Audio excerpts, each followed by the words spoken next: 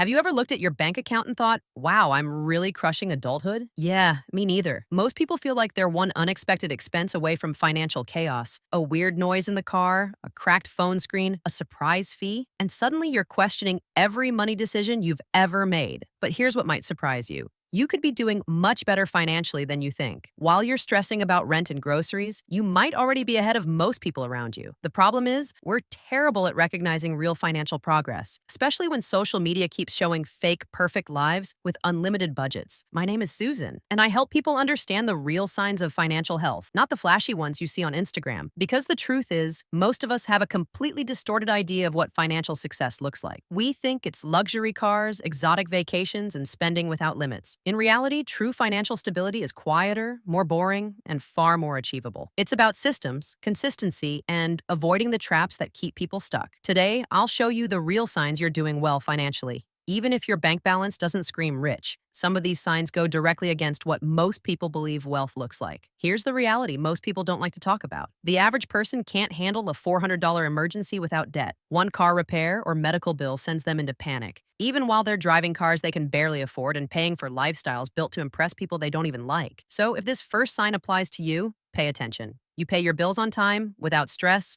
juggling, or skipping payments. It sounds basic, but if you can consistently cover your bills without panic or borrowing, you're already ahead of a huge portion of the population. And that's not luck. That's real financial progress. It's about having predictable income and enough organization that paying bills is routine, not a monthly crisis. If your rent gets paid, the lights stay on, and you're not hit with late fees, you've already achieved something millions of people struggle with every month. The second sign is simple but powerful. You have money left over after covering true necessities, housing, utilities, food, transportation, basic clothing, not subscriptions, not eating out, not upgrades. If there's anything left, even $50 or $100, and it happens consistently, you've crossed an important line. That surplus is what turns survival into options. The third sign builds on that. You're saving something regularly. The amount doesn't matter nearly as much as the habit. If you're putting money into savings, an emergency fund, or investments, you're no longer stuck in financial survival mode. You're thinking beyond just this month, and that mindset shift is huge. The fourth sign surprises a lot of people. You don't feel the urge to upgrade your lifestyle every time your income increases. When you get a raise or bonus, your first instinct isn't a nicer apartment, a better car, or more expensive habits. Resisting lifestyle inflation is one of the strongest predictors of long-term financial success. People who spend more every time they earn more will always feel broke. People who don't create space for real wealth. And the fifth sign might be the most important of all. You're not losing sleep over money. Financial stress seeps into everything. Relationships, health, work, and sleep. If you can go to bed without running worst-case money scenarios at 2 a.m., that's a strong sign your financial foundation is solid. It doesn't mean zero goals or worries. It means money isn't a constant source of panic. That quiet stability, that's what doing well financially actually looks like. You might want more money, but you're not genuinely worried about handling your obligations or unexpected expenses. That alone puts you ahead of most people. The sixth sign shows up in how you make purchases. You don't just ask, can I afford the monthly payment? You ask whether you actually want or need the thing at all. That shift is huge. Financial stress forces people to think in payments. Financial stability allows better questions. Will this add value? Am I buying this intentionally or emotionally? Being able to pause instead of defaulting to financing means you're in control of your money, not the other way around. The seventh sign would impress your younger self. You have options when something goes wrong. If your phone breaks, it's annoying, not a crisis. You can repair it, replace it, or upgrade, instead of just suffering until payday. Having options doesn't mean being rich. It means having a buffer. It means life problems stay problems, not emergencies. The eighth sign is subtle but powerful. You're not constantly calculating your bank balance before normal social plans. Grabbing dinner, celebrating a birthday, or saying yes to basic plans doesn't require a mental spreadsheet. This isn't about luxury trips or expensive nights out. It's about being able to participate in everyday life without financial anxiety. And that quiet ease, that's another sign you're doing better than you think. Coffee with a friend, splitting a pizza, or pitching in for a small group gift doesn't trigger anxiety anymore. When everyday social spending feels manageable, you've reached a level of stability many people never do. The ninth sign is one of the most overlooked. You have more than one way to access money. You aren't completely dependent on the next paycheck. There's money spread across checking, savings, or basic investments. Maybe it's a small emergency fund or a few hundred set aside. Not wealth, just options. That backup alone separates financial stability from paycheck to paycheck survival. The 10th sign shows up in how you talk about money. You don't constantly joke about being broke or feel the need to justify every purchase. When money comes up, there's no defensiveness, no over-explaining. People under financial stress tend to make money part of every conversation. When you're doing okay, it fades into the background. The 11th sign is surprisingly simple. You're not afraid to check your bank balance. Instead of avoiding it out of fear, you check in regularly. Knowing the numbers feels normal, not panic-inducing. That comfort with reality, even when it's not perfect, is a quiet but powerful sign of real financial progress. You might not love what you see every time you check your account, but you aren't afraid of it. You know roughly what's there and trust that upcoming expenses are covered. That calm awareness alone puts you ahead of most people. The 12th sign is that you're thinking beyond survival. Instead of only focusing on this month, you're planning ahead. A trip,